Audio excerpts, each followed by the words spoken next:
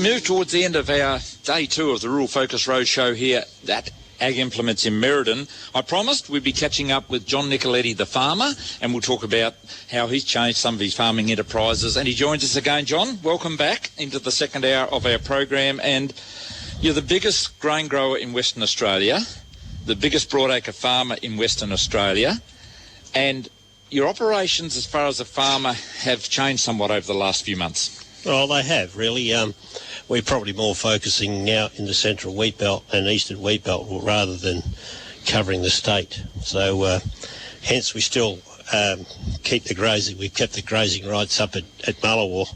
It's probably been a bit of a godsend because of the dry run that we're having at the moment. Some of our sheep are heading that way in the next few days. But we're definitely out of aspirants. Some regret at this stage because it's quite wet down there, yep. But maybe too wet in some places. But yeah, we're looking at the skies and cropping. We're only a couple of days away from finishing. So that's fantastic. Now, John, in recent times, you're moving into the livestock industry. You mentioned livestock just then. So what brought about that change other than sort of the normal situation? There's more money in livestock now than there used to be. Well, that is correct. I've always been a sheep trader. I always brought and sold sheep. It's just something that I've got a passion for and a bit of an eye for. And of course, in the last couple of years, it's wool's turned the corner. It's coming good. And of course, look what meat's done. So hence we've decided to rather than trade sheep, just breed them. So we're sort of getting close to 40,000 ewes at the moment, if not past that already, and the lambing's been pretty good, just that they are getting a little hungry, so we are looking at the skies, not just for the crops, but also for the grass to grow. John, from going for basically no stock, and you didn't have no stock, to 40,000 head of stock in your operations at the moment, is weather a concern to you, particularly in relation to feed other than hand feeding or whatever, and also as far as water supplies? I know water should be okay at the moment on the back of last year, but are there any of those concerns for you out in the central wheat belt regions? I'm pretty well set up. I've got scheme water on just about every farm that I currently lease, and I've got some very, very good infrastructure in terms of fencing and dams. So dams are full because of all that summer rain we've had. So water's not a problem, but feed is at the moment. So our summer feed is well and truly finished. So yeah, we're definitely looking at the skies for the grass to grow.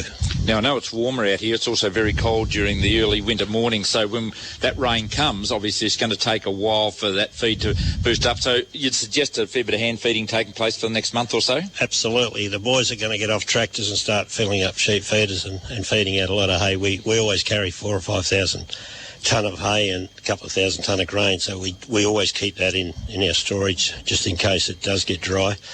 So this year, rather than selling it, it'll be going down the sheep's throat. Correct.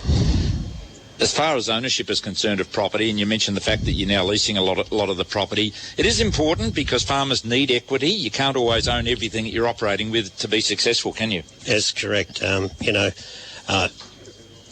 made a decision to sell out, somewhat the dry seasons that we had, so I was pretty fortunate. We went to the marketplace and we found an investor. So I've entered into a 10-year lease, 5 plus 5, and I'm already into my second season. So in 8 years' time, I know that I can sort of walk away and I don't have to worry about having to sell my land. So I'm pretty happy. I achieved a darn good price on the day, I thought, and it's kept the equity up in the area, I reckon. So it's been a win-win situation for everybody. And of course, you still retain ownership of those ag implement branches at yes. Merredin, Muckamboot, and Cunderden, Narrabeen, Northam, and Quairding. John, as the owner of Ag Implements, I would like to thank you very much for hosting Rural Focus Road Trip. It's my last sort of foray into the Rural Focus program before I retire, but Rural Focus will continue on. Thank you very much for your involvement and hosting us here, and we do invite all Ag Implements clients down, people who like to come down and catch up. We've got a barbecue commencing around about 11:30 this morning. We'd love to catch up with you, and thanks once again for hosting today's program. It's my pleasure, Vin, and thanks for your friendship over the years and your support. And 1098's been fantastic, and now called Triple M, of course, has been fantastic, and it's been a very good association, and it's been a pleasure dealing with you, and I wish you all the best in your retirement. John Nicoletti, I thank you very much and wish you all the best in your business ventures going forward. Thank you very much.